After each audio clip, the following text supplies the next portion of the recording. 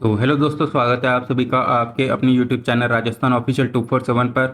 तो आज के इस वीडियो में हम कवर करेंगे मूमल ऑब्जेक्टिव वार्षिकांक 2025-26 के राष्ट्रीय करंट अफेयर्स को। तो चलिए बिना किसी देरी के शुरुआत करते हैं आज के सेशन की। तो प्रधानमंत्री नरेंद्र मोदी ने सोनमर्ग टनल, जिसकी टोटल लंबाई है 6.4 किलोमीटर, का उद्घाटन करा। तो यह किस राज्य या केंद्र शासित प्रदेश में सोनमर्ग टनल, जिसकी लंबाई है 6.4 किलोमीटर, तो यह है जम्मू कश्मीर। 11 जनवरी 2025 को केंद्रीय गृह मंत्री अमित शाह ने भारत का पहला पुरातात्विक संग्रहालय जिसका उद्घाटन कहाँ पर करा, ये करा वडनगर के अंदर। तो केंद्रीय गृह मंत्री अमित शाह ने पहला पुरातात्विक संग्रहालय का उद्घाटन करा वडनगर में। जैसे 28वां राष्ट्रमंडल देशों के संसद अध्यक्षों का पीठासीन अधिकारी सम्मेलन 2026 में कहाँ आयोजित होगा। तो 28वां राष्ट्रमंडल देशों के संसद अध्यक्षों का पीठासीन अधिकारी सम्मेलन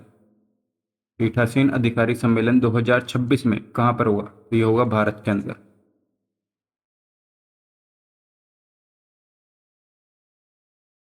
18वें प्रवासी भारतीय दिवस सम्मेलन 2025, प्रवासी भारतीय दिवस सम्मेलन का मुख्य विषय क्या था। तो ये था विकसित भारत में प्रवासी भारतीयों का योगदान, विकसित भारत में प्रवासी भारतीयों का योगदान। नेक्स्ट डे 8 जनवरी 2025 को प्रधानमंत्री नरेंद्र मोदी ने भारत के पहले ग्रीन हाइड्रोजन हब का शिलान्यास कहाँ पर करा, तो ये करा विशाखापट्टनम, आंध्र प्रदेश। भारत का पहला green hydrogen hub. Next day global fire power index 2025, global fire power index 2025 में भारत को कौन सी रैंकिंग मिली, तो मिली चौथी रैंकिंग। फायर पावर में भारत है 4th नंबर पर।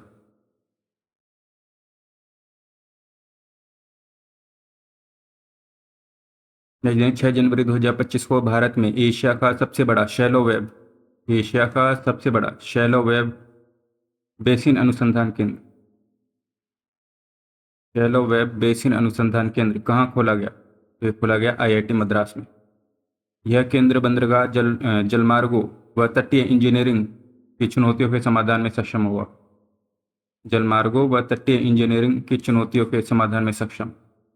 शैलो वेब बेसिन अनुसंधान केंद्र आईआईटी मद्रास। लंदन स्थित क्यूएस संस्था द्वारा 16 जनवरी 2025 को जारी फ्यूचर स्किल इंडेक्स में भारत का कौन सा स्थान है, तो यह है 2nd नंबर। तो लंदन स्थित क्यूएस संस्था द्वारा जारी फ्यूचर स्किल इंडेक्स में भारत है 2रे नंबर पर। जनवरी 2025 में ग्रामीण भारत महोत्सव का आयोजन कहाँ करा गया, तो ये हुआ था नई दिल्ली। ग्रामीण भारत महोत्सव 2025 नई दिल्ली।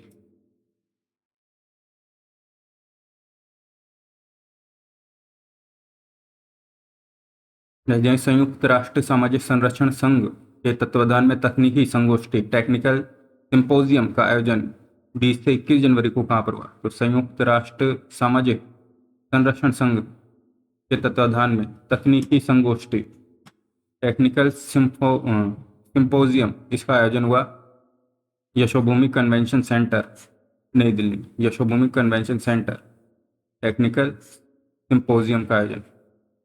नेक्स्ट देखेंगे, केंद्र सरकार ने राष्ट्रीय स्वास्थ्य मिशन को कितने वर्षों के लिए बढ़ा दिया है। राष्ट्रीय स्वास्थ्य मिशन, नेशनल हेल्थ मिशन, इसे बढ़ा दिया है अगले 5 वर्षों के लिए। नेक्स्ट देखेंगे, पीएम ई ड्राइव योजना का संबंध किससे है। पीएम ई ड्राइव योजना, तो यह है इलेक्ट्रिक वाहन चार्जिंग इंफ्रास्ट्रक्चर से।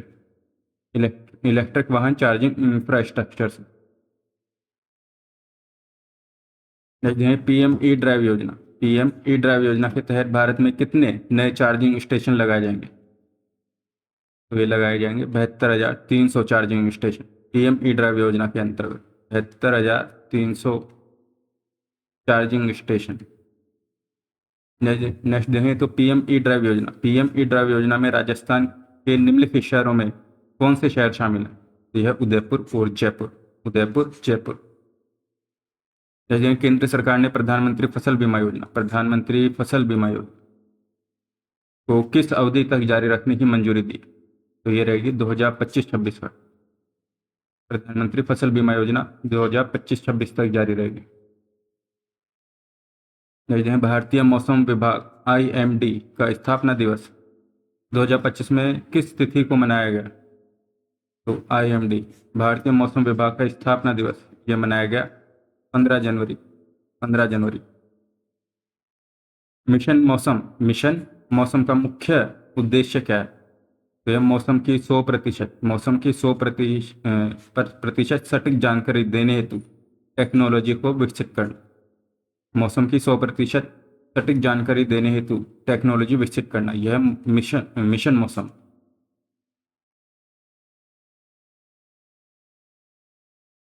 नेक्स्ट दें उजाला योजना। तो उजाला योजना किससे संबंधित है? जिसकी अभी 10वीं वर्षगांठ 5 जनवरी 2025 को मनाई गई। तो यह LED बल्ब वितरण से संबंधित, उजाला योजना LED बल्ब वितरण से संबंधित है।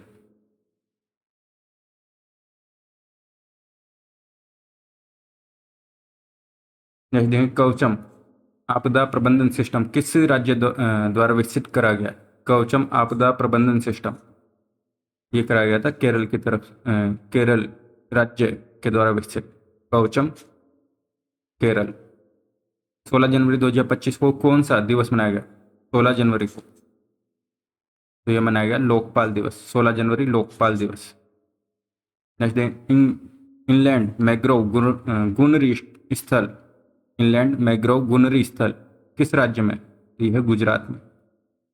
गुनरी स्थल गुजरात का पहला जैव विविधता धरोहर स्थल है। जैव विविधता धरोहर स्थल है।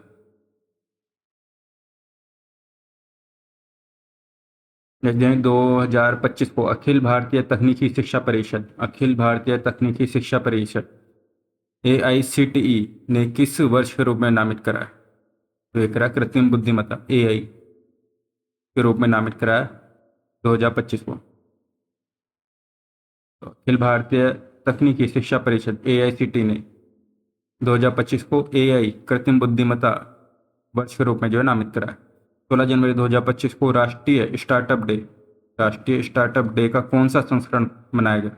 16 जनवरी को राष्ट्रीय स्टार्टअप डे का मनाया गया 9वां संस्करण, 9th संस्करण राष्ट्रीय स्टार्टअप डे का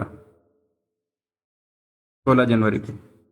नेक्स्ट डे प्रधानमंत्री अन्नदाता आय सुरक्षा अभियान PM आशा को कब तक जारी रखने की मंजूरी दी गई है? तो यह 2025-26 से जारी रहेगा। PM आशा 2025-26 तक जारी रहेगी।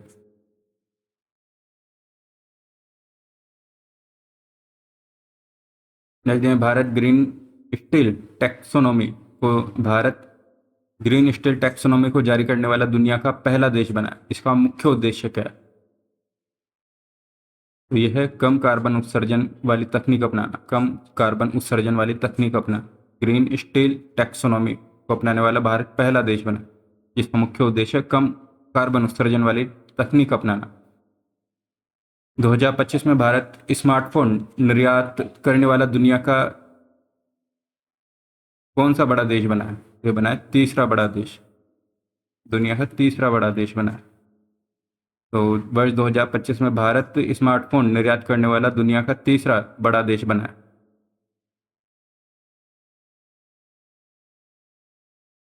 जैसे MSME म्यूचुअल क्रेडिट गारंटी योजना के संबंध में कौन सा कथन जो है गलत है? MSME म्यूचुअल क्रेडिट गारंटी योजना, इसमें तीसरा जो है ये गलत है। तो MSME म्यूचुअल क्रेडिट गारंटी योजना की घोषणा केंद्रीय बजट 2025-26 में करी गई थी। यह योजना 18 फरवरी 2025 को केंद्रीय वित्त मंत्री निर्मला सीतारमण के द्वारा जो है शुरू करी गई 18 फरवरी को। और MSME म्यूचुअल क्रेडिट गारंटी योजना के तहत 100 करोड़ रुपए तक के ऋण पर 60% गारंटी कवरेज मिलेगा। 100 करोड़ के ऋण पर 60% गारंटी कवरेज। और जो गलत है इसमें, इस योजना के तहत उद्योगों को 100 करोड़ का कर्ज बिना किसी गारंटी के दिया जाएगा, तो ये गलत है।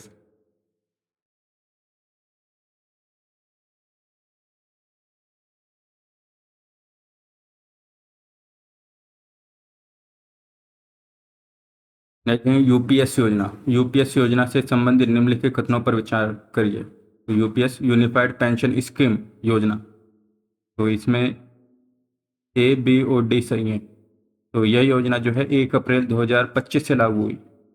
यूनिफाइड पेंशन स्कीम लागू हुई थी 1 अप्रैल 2025 से, और इस योजना के तहत ओल्ड पेंशन स्कीम और न्यू पेंशन स्कीम दोनों का समन्वय कराया जाएगा।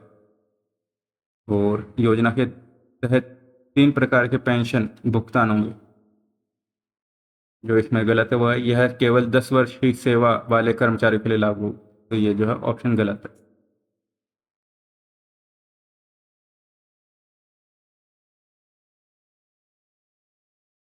नेक्स्ट देखें India country economy memorandum 2024 becoming a high income economy in a generation report. India country economy memorandum 2024 becoming a high income economy in a generation report किस संगठन द्वारा जारी करा गया? ये करा था वर्ल्ड बैंक, विश्व बैंक ने। जैसे विश्व बैंक की India country economy memorandum 2024 report, India country economy memorandum report 2024 के अनुसार भारत को वर्ष 2047 तक विकसित देश बनने के लिए न्यूनतम कितनी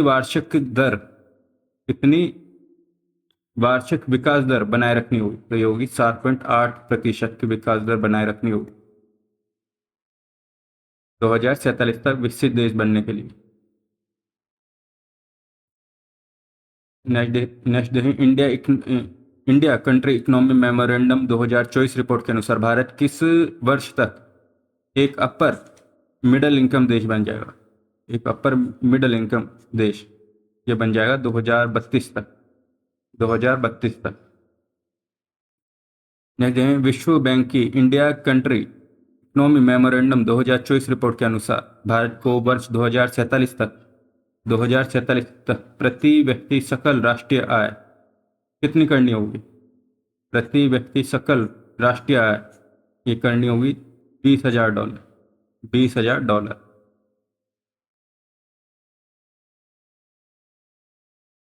India country economy memorandum 2024 report के अनुसार भारत को विकसित राष्ट्र बनने के लिए किस प्रमुख नीति में बदलाव करना होगा? तो करना होगा डिजिटल अर्थव्यवस्था पर अधिक ध्यान देना होगा, डिजिटल अर्थव्यवस्था पर।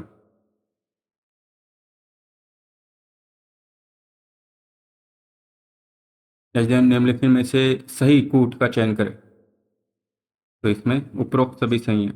तो ऑक्यूपेशनल शॉर्टेज इंडेक्स OSI को 29 जनवरी 2025 को श्रम रोजगार मंत्रालय के द्वारा लॉन्च कराया था। OSI को ऑक्यूपेशनल शॉर्टेज इंडेक्स को 29 जनवरी को लॉन्च करा श्रम एवं रोजगार मंत्रालय ने। यह इंडेक्स अंतर्राष्ट्रीय श्रम संगठन ILO ने वैश्विक मानकों के अनुरूप तैयार करा। और OSI जो इंडेक्स है इसको periodic labour force survey PLFSI के डेटा के साथ में जोड़ा जाएगा ताकि श्रमिकों की उपलब्धता और मांग का आकलन करा जा सके। इसका उद्देश्य श्रमिकों की मांग और आपूर्ति के बीच में संतुलन बनाना है। OSI ऑक्यूपेशनल शॉर्टेज इंडेक्स जारी करी गई थी 29 जनवरी को श्रम एवं रोजगार मंत्रालय के द्वारा। और यह इंडेक्स जो है अंतर्राष्ट्रीय श्रम संगठन के वैश्विक मानकों के अनुसार तैयार करा गया है। इसे PLFS के डेटा के साथ में जोड़ा गया है ताकि श्रमिकों की उपलब्धता और मांग का आकलन हो। और इसका उद्देश्य है श्रमिकों की मांग और आपूर्ति के बीच में संतुलन बनाए रखना। भारत में वर्ष 2023-24 के लिए बेरोजगारी दर कितनी दर्ज करी गई? PLFS रिपोर्ट 2024 के अनुसार बेरोजगारी दर यह 3.2%। 3.2%। बैंकिंग कानून संशोधन विधेयक 2024 बैंकिंग कानून संशोधन विधेयक 2024 का मुख्य उद्देश्य क्या है? तो यह बैंकों की कार्यप्रणाली को मजबूत करना। बैंकों की कार्यप्रणाली को मजबूत करना बैंकिंग कानून संशोधन विधेयक 2024 का मुख्य उद्देश्य। बैंकिंग कानून संशोधन विधेयक 2024 को वित्त मंत्री निर्मला सीतारमण ने 3 दिसंबर 2024 को लोकसभा में पेश करा। यह बैंकिंग कानून संशोधन विधेयक 2024 को वित्त मंत्री निर्मला निर्मला सीतारमण ने 3 दिसंबर 2024 को लोकसभा में पेश करा। इसके अनुसार एक बैंक खाता धारक को अधिकतम कितने नॉमिनी जोड़ सकता है? एक बैंक खाता धारक अधिकतम 4 नॉमिनी को जो है जोड़ सकता है।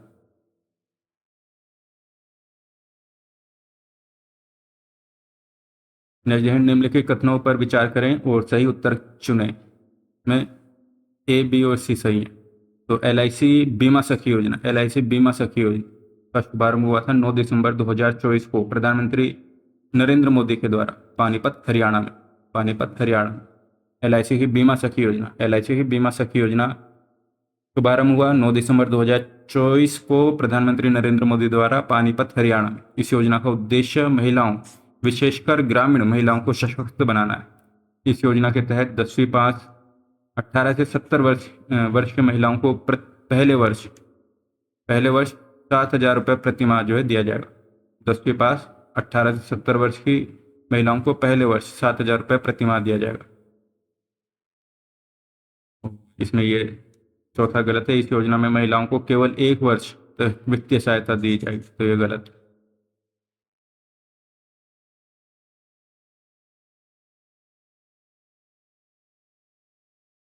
निम्नलिखित कथनों को पढ़ें और सही उत्तर चुनें। तो इसमें उपरोक्त सभी सही हैं। तो स्वास्थ्य और परिवार कल्याण मंत्रालय के अनुसार भारत का लिंगानुपात 2014-15 में था 918। भारत का लिंगानुपात था वर्ष 2014-15 में 918, जो कि 2023-24 में लिंगानुपात बढ़कर हो गया 930।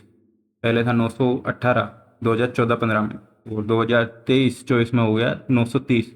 लिंगानुपात में सुधार का एक कारण बेटी बचाओ बेटी पढ़ाओ अभियान को माना जा रहा है। और स्वास्थ्य और परिवार कल्याण मंत्रालय के अनुसार यह अभियान 22 जनवरी 2015 को शुरू करा गया। बेटी बचाओ बेटी पढ़ाओ 22 जनवरी 2015 को शुरू करा गया था। नेक्स्ट देखें, देश के नए नियंत्रण महालेखा परीक्षक CAG के रूप में किसे नियुक्त करा गया?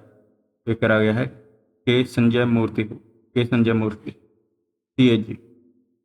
CAG के रूप में नियुक्त करा गया के संजय मूर्ति को। प्रधानमंत्री नरेंद्र मोदी को 22 नवंबर 2024 को अमेरिका में अंतर्राष्ट्रीय पुरस्कार से सम्मानित करा गया।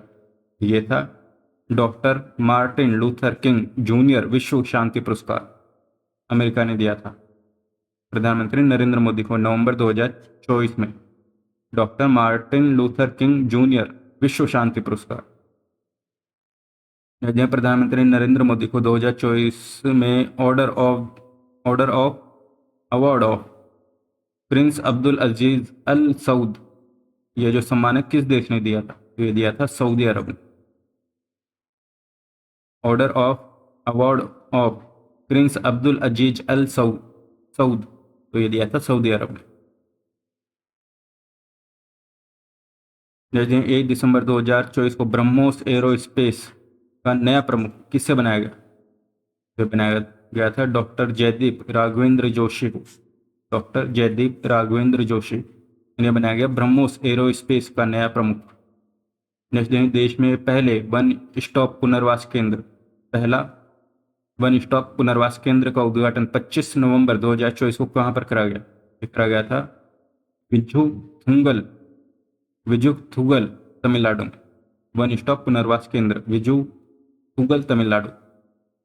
देश की पहली hydrogen fuel train pilot project पर कहाँ पर चलाए जाने की योजना है?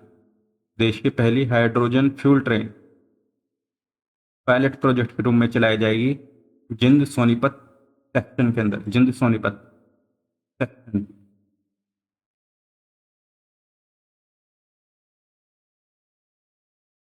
राष्ट्रीय समुद्री विरासत परिसर, राष्ट्रीय समुद्री विरासत परिसर कहाँ विकसित किया जाएगा? तो ये होगा लोथल के अंदर। राष्ट्रीय समुद्री विरासत परिसर यह विकसित करा जाएगा लोथल में। देश का 56वां टाइगर रिजर्व किसे घोषित करा गया? ये वो है गुरु घासीदास टाइगर रिजर्व छत्तीसगढ़। इसे जो है देश का 56वां टाइगर रिजर्व घोषित करा गया, गुरु Ghasidas tiger reserve. Nagarjuna Sagar tiger reserve है आंध्र प्रदेश में, और माधव है एमपी के अंदर। नेक्स्ट सेमीकंडक्टर पॉलिसी लॉन्च करने वाला देश का पहला राज्य कौन सा? सेमीकंडक्टर पॉलिसी लॉन्च करने वाला देश का पहला राज्य है, यह है गुजरात। नवंबर 2024 में संयुक्त राष्ट्र विश्व पर्यटन संगठन ने देश के किस गांव को पर्यटन उन्नयन कार्यक्रम के लिए चुना? संयुक्त राष्ट्र पर्यटन संगठन ने देश के किस गांव को पर्यटन उन्नयन कार्यक्रम के लिए चुना? यह चुना था घुड़मारास, छत्तीसगढ़। घुड़मारास गांव को पर्यटन उन्नयन कार्यक्रम के लिए चुना है।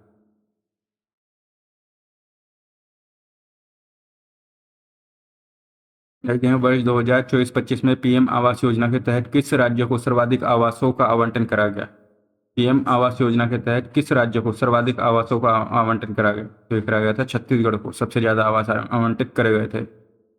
22 नवंबर 2024 को केंद्रीय वित्त मंत्री अर्जुन मेघवाल ने देश के पहले संविधान संग्रहालय का उद्घाटन कहाँ पर करा? देश का पहला संविधान संग्रहालय, ये इसका उद्घाटन करा सोनीपत में। विश्व मत्स्य पालन दिवस 25 नवंबर को पर केंद्र सरकार ने किस राज्य को सर्वश्रेष्ठ मत्स्य पालन राज्य का पुरस्कार दिया? सर्वश्रेष्ठ मत्स्य पालन राज्य का पुरस्कार दिया उत्तराखंड।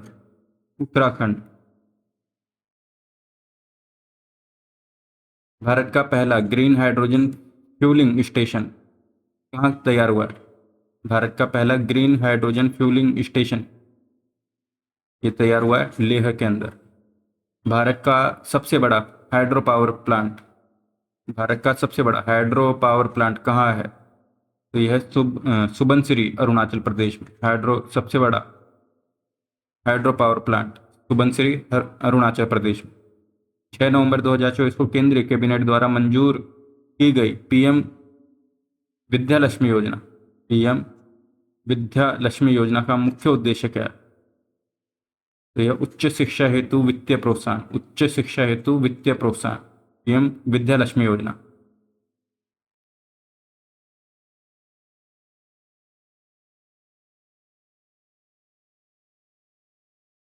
केंद्र सरकार ने निश्चय पोषण योजना के तहत मासिक पोषण राशि 500 रुपये से बढ़ाकर कितनी कर दी है? तो करिए 1000 रुपये। निश्चय पोषण योजना में मासिक पोषण राशि 500 रुपये से बढ़ाकर 1000 कर दी गई। वन नेशन वन सब्सक्रिप्शन योजना किस वर्ष शुरू करी गई? ये करी गई वर्ष 2024। अटल इनोवेशन मिशन की समय सीमा कितने वर्ष के लिए बढ़ाई गई? अटल इनोवेशन मिशन इसे बढ़ाया गया है 2028 तक के लिए। यह अटल इनोवेशन मिशन 2028 के लिए बढ़ा दिया गया। भारत का पहला एआई डेटा बैंक लॉन्च करा गया जिसका उद्देश्य है, तो ये ए और 2, तो नवाचार को बढ़ाना और राष्ट्रीय सुरक्षा को बढ़ाना। भारत का पहला एआई डेटा बैंक लॉन्च करा गया जिसका उद्देश्य है नवाचार को बढ़ाना और राष्ट्रीय सुरक्षा को बढ़ाना। सशस्त्र बल मेडिकल सेवा की पहली महिला महानिदेशक कौन बनी? तो ये बनी आरती सरीन। सशस्त्र बल मेडिकल सेवा की पहली महिला निदेशक आरती सरीन।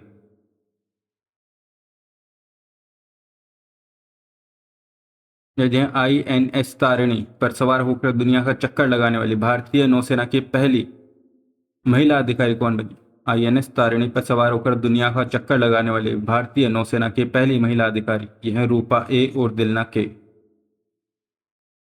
राष्ट्रीय महिला आयोग का अध्यक्ष अक्टूबर 2024 में कौन बनी? तो ये बनाया गया था विजया किशोर रहाटकर।